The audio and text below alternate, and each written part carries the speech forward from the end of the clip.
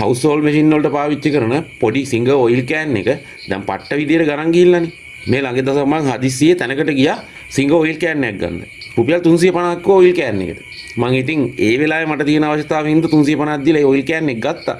NP ලංකාවට ගියාම නෙවිල්ට කිව්වා ඒ කතාව මෙහෙම එකක් වුණා මචං 350ක් ගත්තානේ මුන් ඔයිල් එකට කියලා. එතකොට නෙවිල් කියනවා ඉතින් අපි දෙන්නේ 170 පාටනේ. මං කිව්වා මොකක් 170 පාට ඇත්තටම දැන් කොහෙවත් සිංගර් ඔයිල් කෑන් එක ගන්න නැහැ.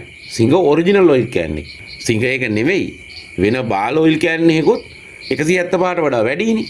මාත් ඉතින් පුදුම වුණා. එතකොට නෙවිල් මාත් එක්ක කිව්වා NP ලංකාවේ ඕන තරම් ඔයිල් ස්ටොක් තියෙනවා.